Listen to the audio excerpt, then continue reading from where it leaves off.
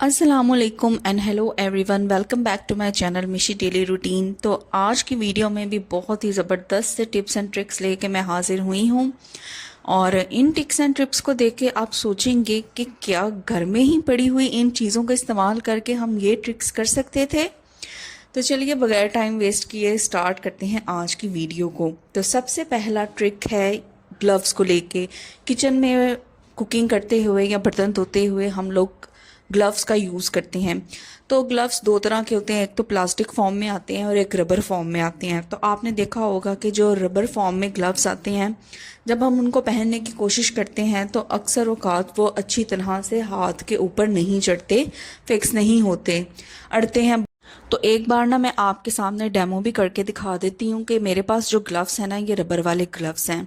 तो देखिए, मैं जब इसको हाथ पे पहनने की कोशिश कर रही हूँ ना, तो ये बहुत ज़्यादा ना रेजिस्ट करते हैं, रेजिस्टेंस क्रिएट होती है, जिसकी वजह से अच्छी तरह से हम इसे पहन नहीं पाते। तो हमने क्या यूज़ करना है जी, हमने यूज़ करना है घर में ही मौजूद टेल्कम पाउडर। आपके पास जो भी टेल्कम पाउडर पड़ा है आपने उसको यूज़ कर लेना है। और हमने क्या करना है जी, थोड़ा सा टेल्कम पाउडर हम ग्लव के अंदर ऐड कर देंगे।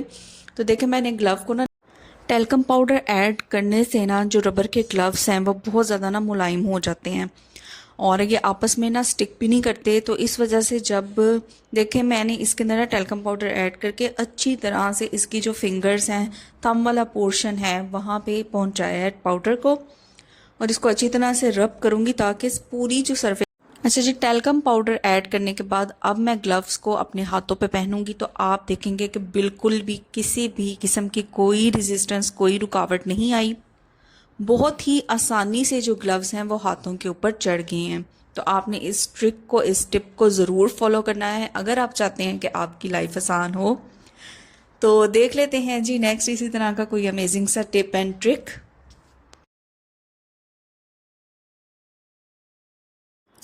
परफ्यूम का यूज़ तो हर घर में होता है। कोई भी फंक्शन आए, शादी हो, ईद हो, तो हम लोग परफ्यूम का यूज़ ज़रूर करते हैं और करना भी चाहिए ताकि हमारे से अच्छी सी खुशबू आती रहे।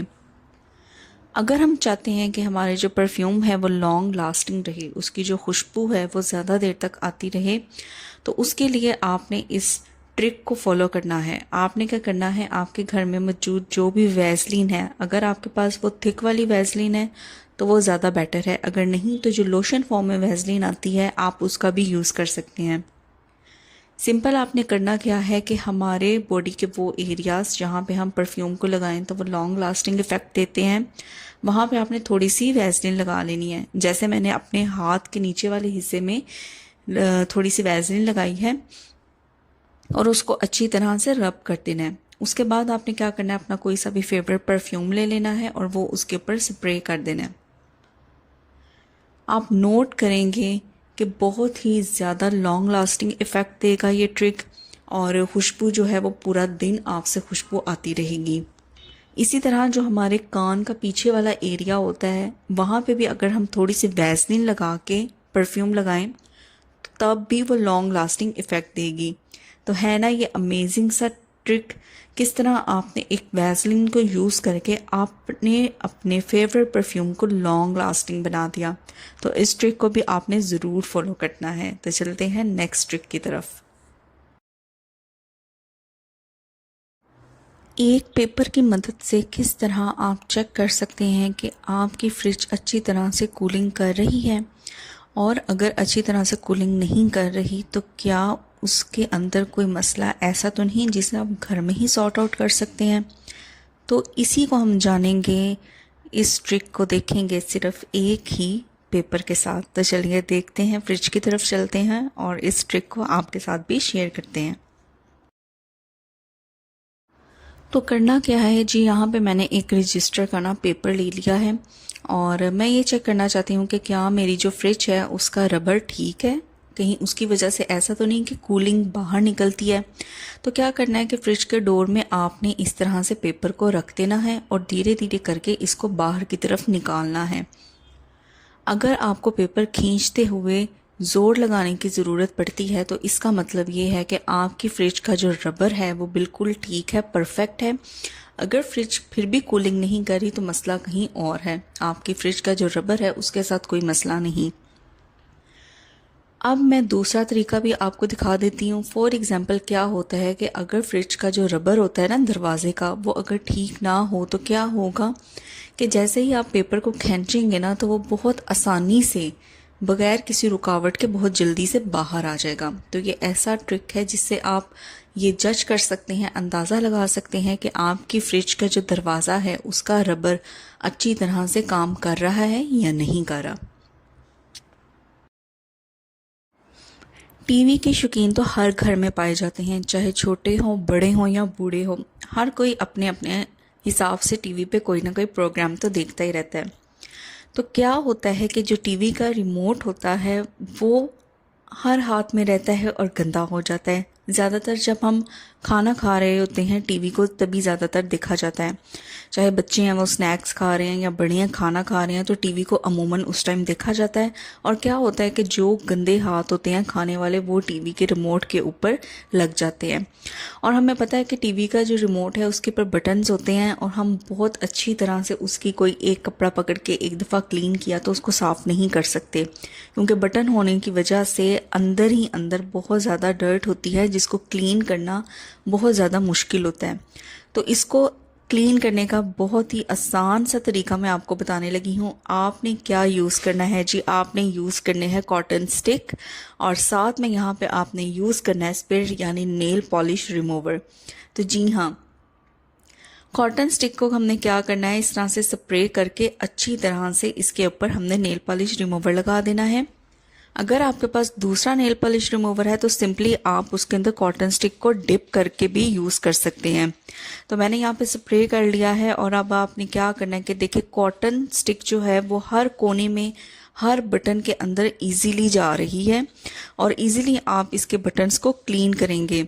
अभी मैं आपको दिखाऊंगी भी कॉटन स्टिक के किस तरह इसके ऊपर मैल आ रही है, डर्ट आ रही है। तो एक कॉटन स्टिक की हेल्प से आप बहुत ही अच्छे तरीके से अपने रिमोट को क्लीन कर सकते हैं और डर्ट भी आप देख रहे हैं कि किस कदर ज़्यादा इसके अंदर होती है। अच्छा जी, जो नेक्स्ट टिप मैं आपके साथ शेयर करूँगी ना वो रिमोट को ही लेके है। तो जैसे ही आप मेरे फर्स्ट रिमोट वाले ट्रिक को फॉलो कर लें, उसको अच्छी तरह से क्लीन कर लें, तो साथ ही आपने ये सेकंड काम भी ज़रूर करना है। हम करेंगे रिमोट को कवर। अमूमन तो रिमोट के कवर्स मिलते हैं मार्केट से, लेकिन कभी आपने देखा होगा कि वो इतने ज़्यादा स्टिकी नहीं होते जिसकी वजह से वो उतर जाते हैं या ख़राब हो जाते हैं या बच्चे उनको उतार देते हैं, फेंक देते हैं। तो मैं यहाँ पे यूज़ करने जा रही हूँ क्लिंग रैप। तो क्लिंग रैप अमूमन हम कुकिंग के दौरान भी यूज़ करते हैं, चीज़ों को मैरिनेट किया हो तो कवर करने के लिए यूज़ करते हैं। तो तकरीबन हर घर में मौजूद ही होती है। तो मैं क्लिंग रैप को यूज़ करके रिमोट को अच्छी तरह से कवर करूँगी। तो मैं देख लूँगी रिमोट का साइज़ कितना है, जितना आपके रिमोट का साइज़ है आप उस हिसाब से क्लिंग रैप की कटिंग कर लें। और बेहतर यही होता है कि क्लिंग रैप को खोल के ना तो पहले उसके ऊपर आप रिमोट रख लें और उसके अकॉर्डिंग फिर आप उसकी कटिंग करते जाएं। तो यहाँ पे देखें जी, क्लिंग रैप खोल के मैंने रिमोट को इसके ऊपर रख दिया है और अच्छी तरह से जो फर्स्ट लेयर है ना वो मैं इसके ऊपर इस तरह से सेपरेट करूँगी और थोड़ा सा मैं इसको खींचूँगी ताकि अच्छी तरह से जो क्लिंग रैप है ना वो इसके ऊपर फिक्स हो जाए। तो ये देखें थोड़ा सा मैंने इसे खींचा है और अच्छी तरह से क्लिंग रैप फिक्स हो गया ना, तो मैं इसकी ना कटिंग कर लूँगी रिमोट के साइज़ के अकॉर्डिंग।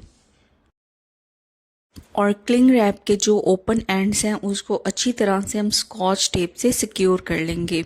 तो देखें अब इसकी क्लीनिंग भी इजी हो जाएगी क्योंकि हमने इसको रैप कर दिया ना, तो अब हम इसको किसी भी वाइप से भी क्लीन करेंगे तो ये इजीली क्लीन हो जाएगा, हमें कॉटन स्टिक की भी ज़रूरत नहीं पड़ेगी। तो चलते हैं जी आज के वीडियो के लास्ट टिप की तरफ।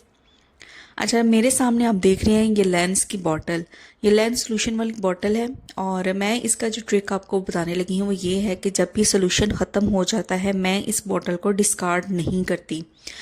तो एक या दो बॉटल्स मैं लेंस वाली जब ख़त्म होती है ना सोल्यूशन तो उनको मैं रख लेती हूँ। अब उसका मैं यूज़ क्या करती हूँ वो मैं आपको दिखाती हूँ। बहुत ही ज़बरदस्त यूज़ होगा उसका और आप कहेंगे कि आप किसी के ऊपर डिपेंडेंट नहीं हैं और आपकी लाइफ होगी है आसान। तो ये देखिए मेरे पास पहले से जो एक खाली बोतल थी ना लेंस वाली, उसके अंदर मैंने यहाँ पे हेयर ऑयल ऐड कर दिया है। तो जो भी हेयर ऑयल आप यूज़ करते हैं ना बालों के लिए, वो आप इसके अंदर ऐड कर दें। बहुत इजीली इसकी ऊपर वाली नोज़ल रिमूव हो जाती है और आप इसके अंदर ऑयल को भर सकते हैं। तो मैंने ये देखे जी इसके अंदर ऑयल फिक्स कर दिया है। अब आपको कोई ज़रूरत नहीं कि आप किसी को कहें कि वो आपके सर में ऑयल लगा दे। आपने क्या करना है, इजीली ये इसकी नोज़ल से निकल आता है। बस आपने मिरर के आगे खड़े होना है और अपने बालों में मांग निकाल निकाल के आपने इजीली कंटेनर से, इस बॉटल से अपने जो बाल हैं, अपना जो सर है, उसमें आपने ऑयल लगाते जाना है।